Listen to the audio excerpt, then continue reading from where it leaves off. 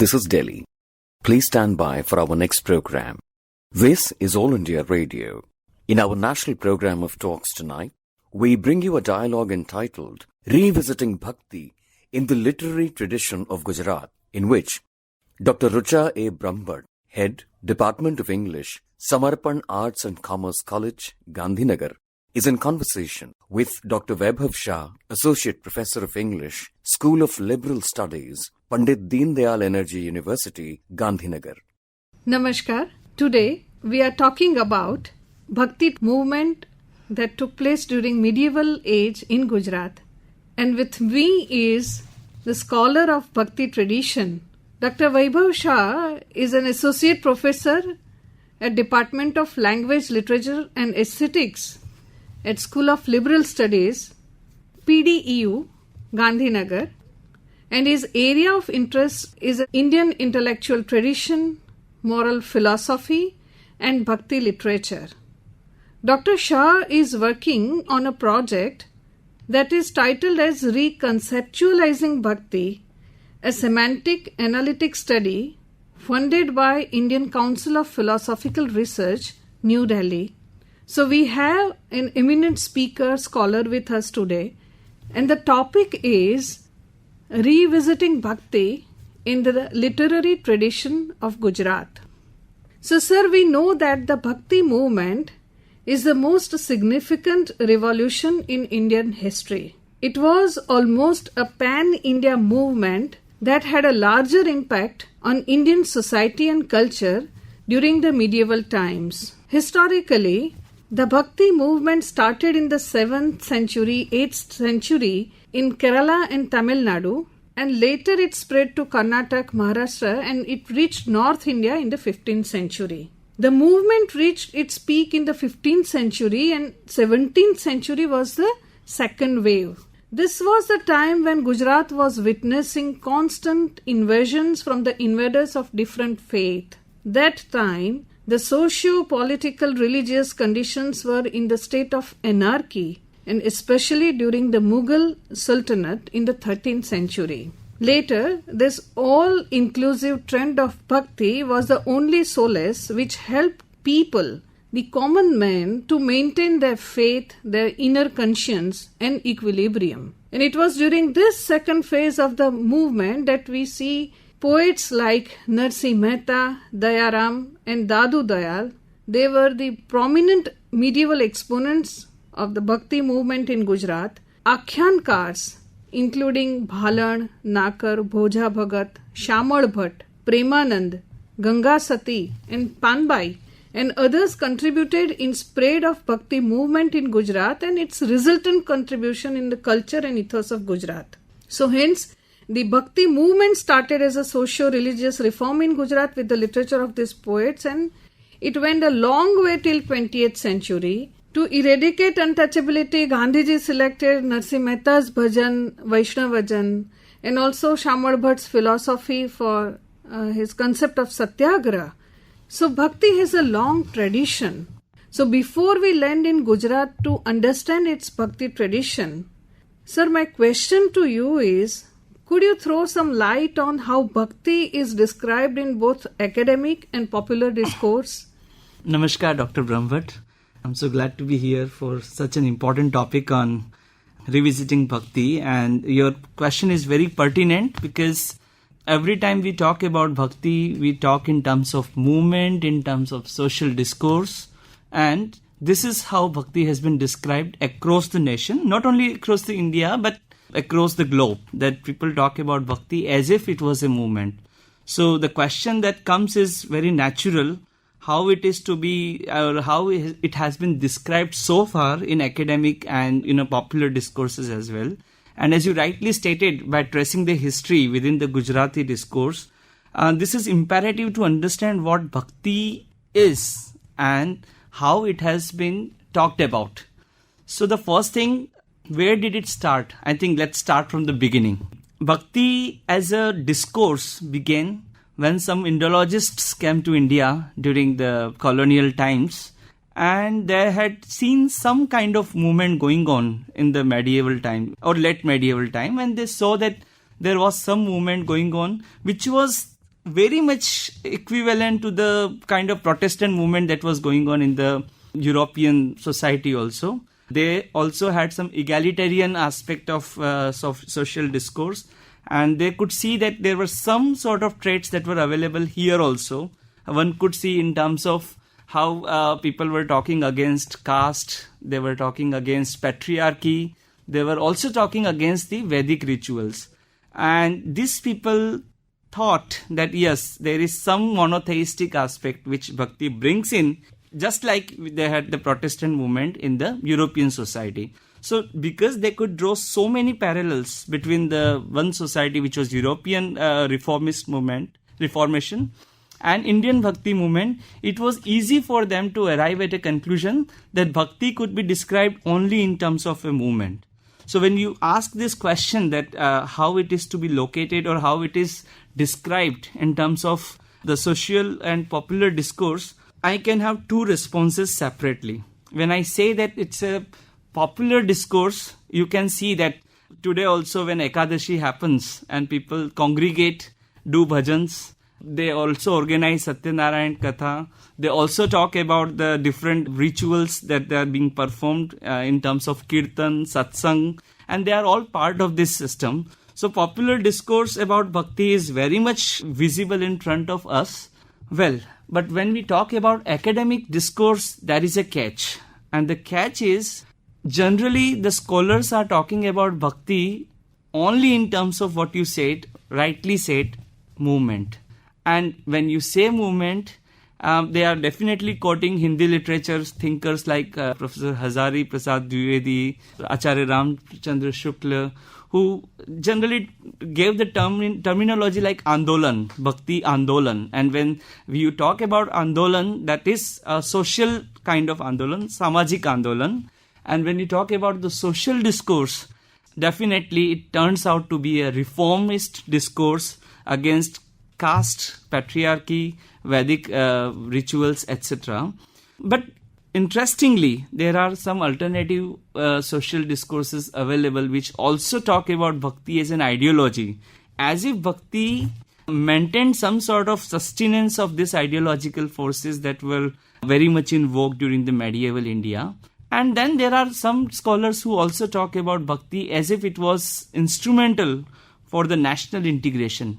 Like one can talk in terms of the Ram Mandir Andolan or something where Bhakti acted as a kind of uniting force that brought people from the different caste, different areas, different geographical locations, and they got united and they talked about this national integration. So definitely Bhakti not only acts as a social discourse, but some scholars consider it as a kind of emotion. And when they talk about Bhakti as an emotion, sometimes it can also be an intoxication on the one hand and erotic pleasures on the other hand, drawing from the parallels of Gita Govindam and several other texts. So this is where Bhakti is located when it comes to the social and popular discourse around the Indian setup. It was quite comprehensive, and it's very interesting to note that it was rather a collective consciousness that affected the mind of people. So in that tradition, where do you situate Gujarati Bhakti or the Gujarati Bhakti tradition within this discourse? Or is there any departure here, or it forms a continuity?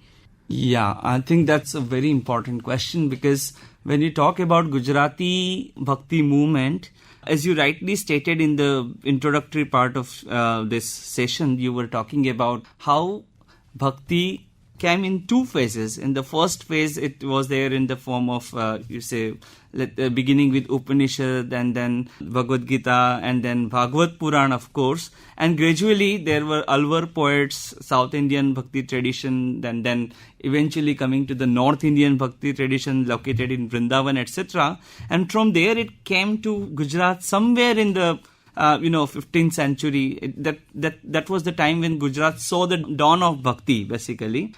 If you want to locate it somewhere in this context, in this particular situation, one can see that there are two categories where Gujarati Bhakti poets could be located.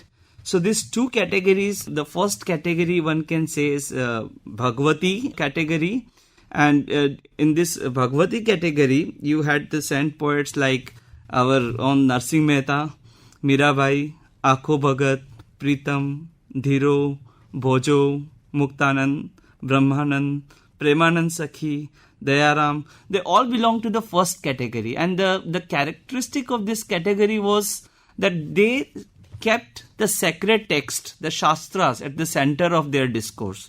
And they were educated people. They had understood, they had a very well awareness about their own tradition, and that they could refer to this kind of Shastras whenever they were talking about Bhakti, especially when they were creating Bhakti as a kind of literary products. So this was the first category where the Shastras and the Bhakti literature was very much at the center of their discourses. But there was the second category, which is very interesting even today if we think in terms of that society in which this Bhakti saw the dawn. This second category where we locate these Bhakti poets, they were from the lower strata of the society. They were not very educated, they were illiterate. But that never came as an obstruction in their idea and in their ideation of God and the kind of Bhakti discourses. In fact, their intuitiveness, they were so intuitive about their realization of the Almighty, of the God, that they even didn't need any kind of this Shastra and sacred texts for their reference points. So to this category, we did have some other poets like Bhana Sahib, Ravi Sahib, Khim Sahib, Merar Sahib, Gangasati, Dasi Jivan, Arjan, Bhavani Das. These were the poets they belonged to the second category. And these poets were influenced. I mean, this is not to say that they didn't have their own creativity. They did have their creativity, but they were very much influenced by Kabir. If you talk about the Nirgun Bhakti, Kabir is the one who will always come at the top of this list. So they were influenced by Kabir Das. They were influenced by this other sources also. So like Mahamarga, they were influenced by Mahamarga. They were also influenced by the Nath Sampradaya. So these were the kind of sources, these were the factors that definitely made them realize about their connection, their relationship with the God, and that's how they came up with the literary products, literary creations in that particular period. So that's where we can see this literary history of Gujarat. Right. So you rightly pointed out that how people from lower strata could join that movement. And it is also true that people were not educated the way we think about people right now. And they did not have learning classical languages.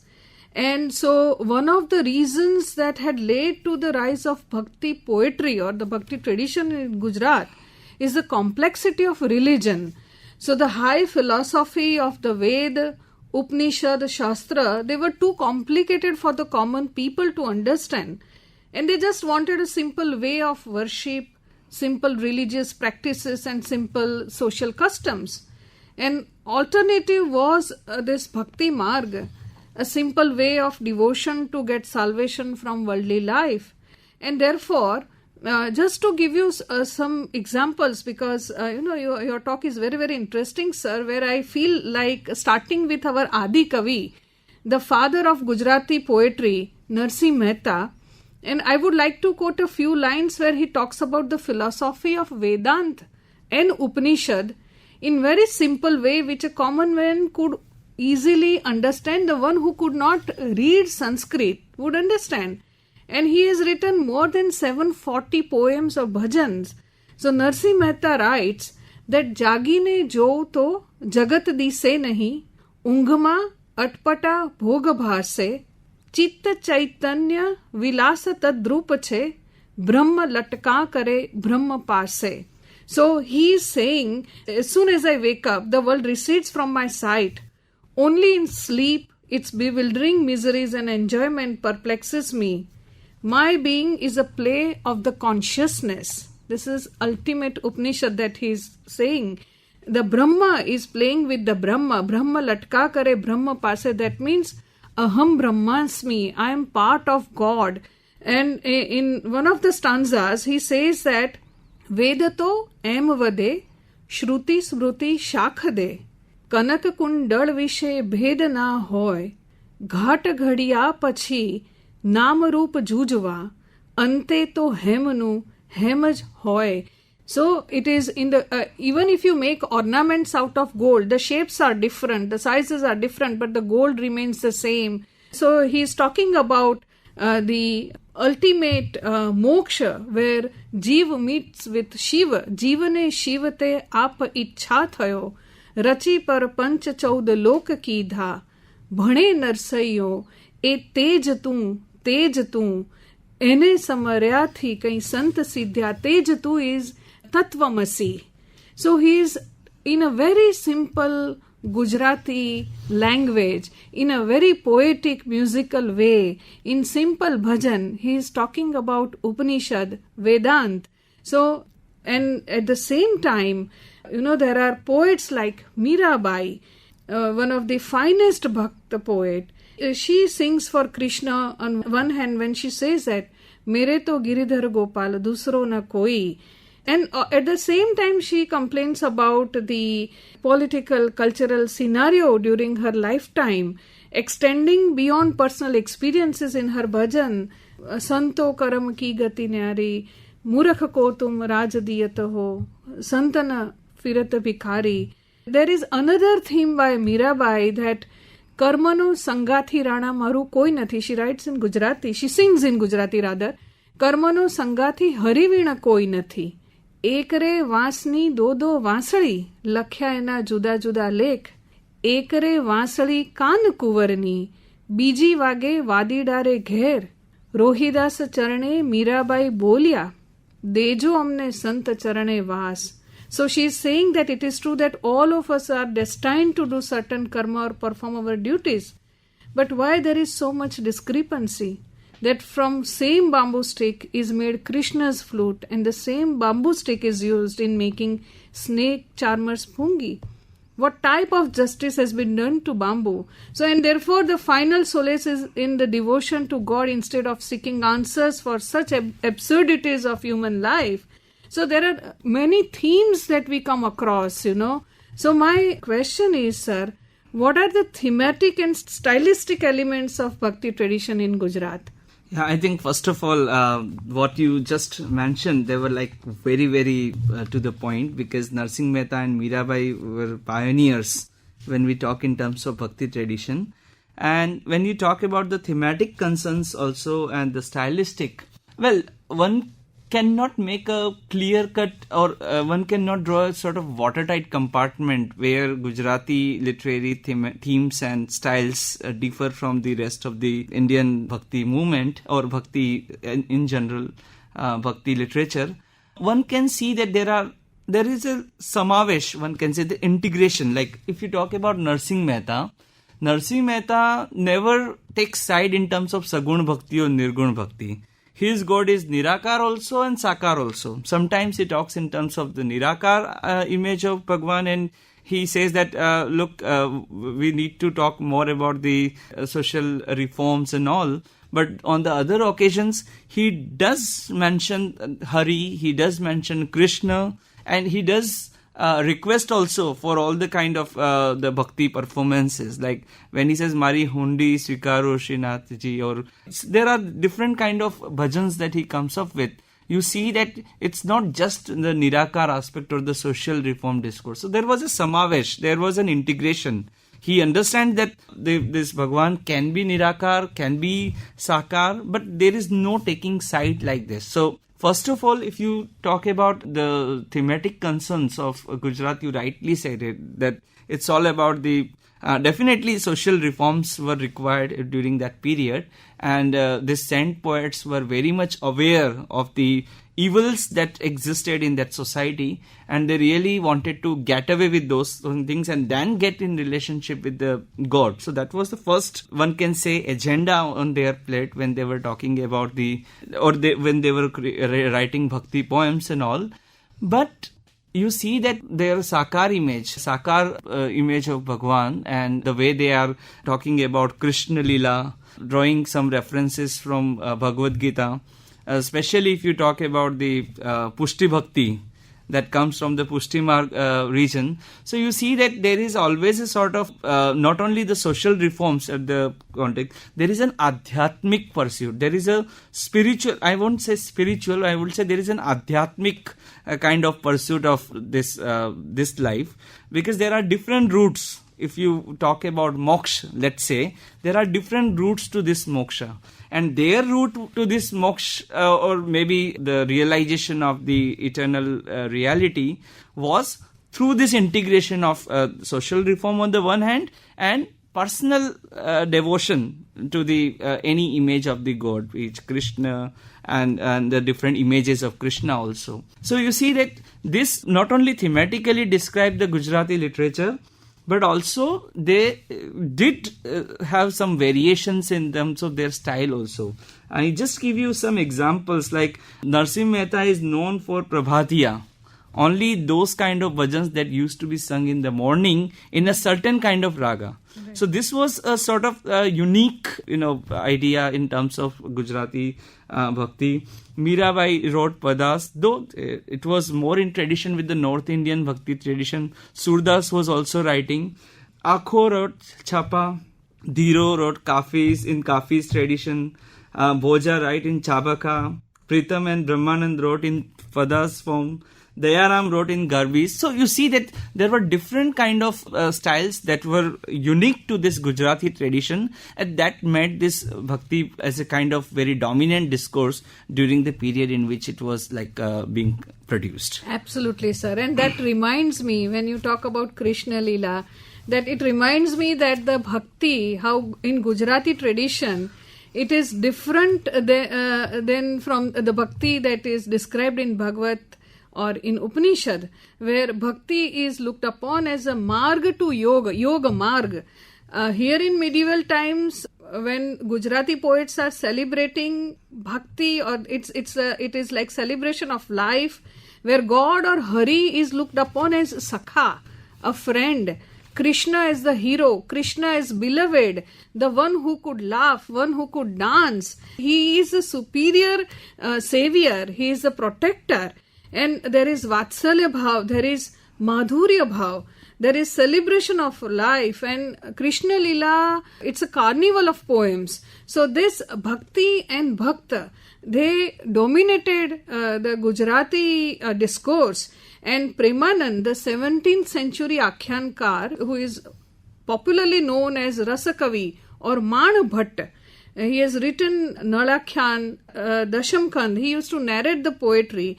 So in Sudama Charitra, he portrays Sudama as different from the Sudama that we see in Bhagavad Puran. In his narrative, Sudama is at the center. And there is another point is that in Bhagavad Puranam, there are 9, as you rightly said, that there are 9 types of bhakti, that is Navada Bhakti. The Gujarati writers, they introduced the 10th style, that is Prema Lakshana Bhakti. And the word has been used by Gangasati in one of her bhajans. So Gujarat has a very different, a significant contribution to the movement. So my question is, can we call this a movement? Because when we talk about it, we feel that when we talk about the word movement, is it a movement or a tradition?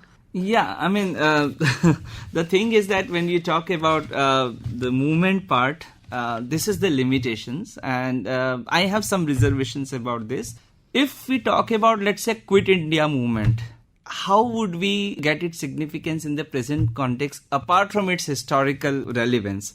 If you talk about Bhakti only in terms of movement, the problem will be that its present significance will be dismissed in the process of just providing a narratives around how Bhakti emerged as a movement. So the problem is that all this kind of discourses that talk about Bhakti as a movement, it talks as if the Bhakti is a sort of phenomenon that needs to be provided in terms of some causal explanation. What led to what? So there were some forces that led to this kind of, Bhakti as a phenomenon. The thing is that, yes, Bhakti was a movement. But if you ask the generation of today, what is Bhakti? And when you start talking in terms of just movement, then possibly they will lose the significance of bhakti if we don't detach it and isolate it from this particular movement part. Because the question is this, the present generation will ask you only one question: what is bhakti? And when a bhakta performs any kind of bhakti, what does he do? What reasons can he provide that makes him feel, any kind of bhakti? Then you can't say that, look, I am going against patriarchy or I'm going against caste. Well, that used to be a case once upon a time. But you really need to come up with some internal reasons why you perform any kind of bhakti act. So I think that's where we should have a movement from movement to concept. Right. If you approach bhakti as a concept, then possibly you will be able to appreciate bhakti even in the present context. So, yeah. And so is there a possibility to approach bhakti beyond the existing frameworks? Yes, so I think that's where we come to this end point, because bhakti, as if you talk about the alternative framework toward bhakti, you will have to create a new domain rather than the social and psychological domains which are existing. And this new domain, let me give you just one example, and then we can, I think, conclude. This new domain would talk about bhakti not as a social or psychological discourse, but as a concept. And what kind of concept? Let's say action concept, action domain. So, Indian tradition is known for its pedagogical way of teaching things. Okay, our culture is one of the culture where we learn from stories. Bhakti does tell us about the different kind of stories that we have. If you go back to that example, that Mari Hundi by Narsinh Mehta, you see in the entire bhajan he comes up with the many stories that were related to this, different Puranas. So if you see that how these different bhajans, let's say, which are being sung in the Ekadashi Parva today or at times, how these people collectively talk about bhakti in terms of the pedagogy. How and what we learned from the previous generation and what we are passing to the next generation, all these things are done by the instrument of bhakti. So if we start approaching bhakti as a pedagogical tool to orient your new generation, rather than only in terms of the social and psychological explanation, I think in that case, bhakti will give us many more new illuminations in days to come. Thank you, Dr. Vaibhav Bhai, for giving us 400 years of bhakti scenario that we have been experiencing even today. Thank you so much. Thank you so much. Thank you. In our national program of talks tonight, you just heard a dialogue entitled Revisiting Bhakti in the Literary Tradition of Gujarat, in which Dr. Rucha A. Brahmbhatt, Head, Department of English, Samarpan Arts and Commerce College, Gandhinagar, was in conversation with Dr. Vaibhav Shah, Associate Professor of English, School of Liberal Studies, Pandit Deen Dayal Energy University, Gandhinagar. Produced by Shashikant Parate of AIR Ahmedabad, this program came to you from the Delhi station of All India Radio.